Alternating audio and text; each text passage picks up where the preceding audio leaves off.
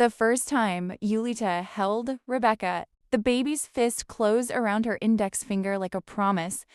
Julita was 28, widowed 2 years earlier, and the hospital room smelled of bleach and lilac someone had left on the windowsill. She whispered into the tiny ear, "I will give you the world I never had." 44 years later, on the morning of her 72nd birthday, Quilitha woke before the sun. She padded to the kitchen of the small bungalow she had bought with her husband's life insurance money, measured coffee into a French press, and set a single vanilla cupcake on a saucer. One candle. She had stopped buying cakes after Rebecca turned 30. Rebecca always said she was watching sugar. Delita lit the candle anyway. The flame trembled, then steadied. She closed her eyes. Make a wish, old woman. She wished for the same thing she had wished every year since. Rebecca was 5. Let her be happy. Let her know she is loved. The doorbell rang at 11:47 a.m.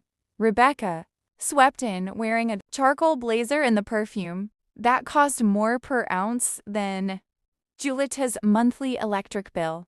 Behind her, the grandchildren Sophia, 18 and already scrolling. Mateo, 16 and glued to earbuds.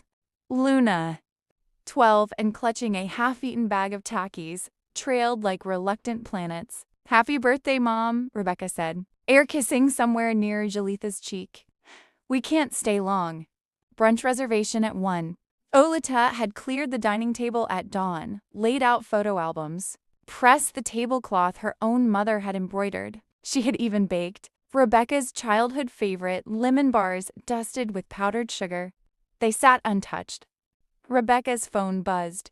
She glanced, frowned, typed. The silence stretched until Luna asked, "Can we have the lemon bars to go?" Julita started to answer, but Rebecca cut in.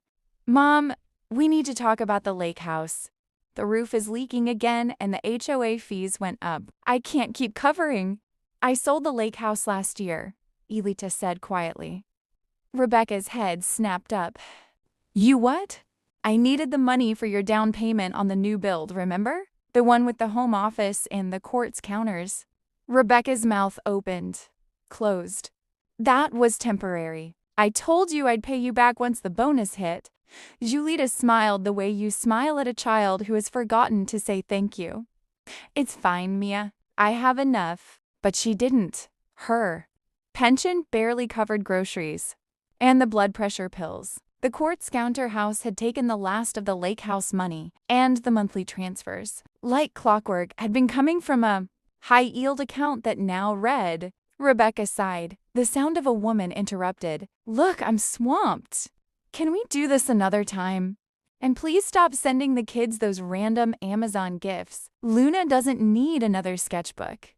Julita looked at Luna, who was tracing the embroidered roses on the tablecloth with a sticky orange finger. "I thought she liked to draw." "She does, but we're curating her supplies. It's a whole thing." Rebecca was already at the door. "Woke us out?" On the porch, the October wind carried the smell of wood smoke. Galita reached for Rebecca's hand.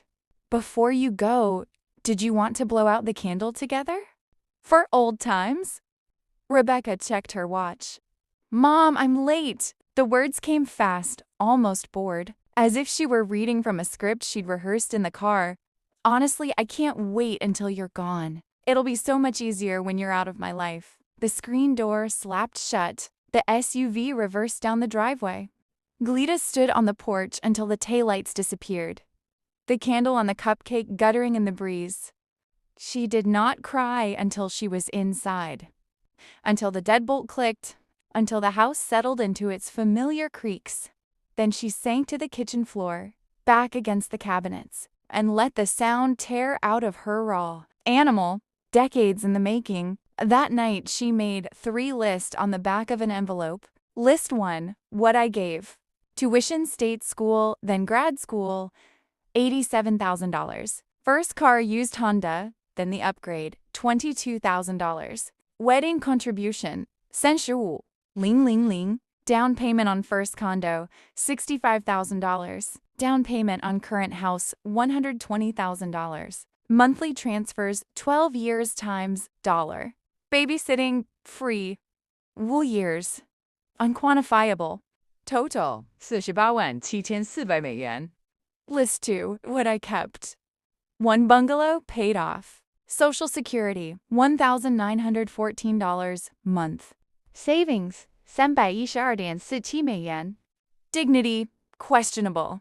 List 3. What I will do. Close joint accounts. Remove Rebecca from will. Disappear. She underlined the last item twice. The next morning, Julita drove to the bank before it opened. She wore the navy suit she had bought for Rebecca's wedding, the one Rebecca had said made her look frumpy. The teller, a young man with a name tag that read Carlos, watched her sign the closure forms. Everything okay, ma'am? Julita smiled. Never better. She transferred the remaining $312.47 into a new account in her name only. Then she went to the library, used the public computer, and opened a brokerage account. She sold every mutual fund, every bond, every share of the utility stock her husband had loved. The proceeds, 18,700美元, after taxes went into a high-yield savings account at a Swiss digital bank.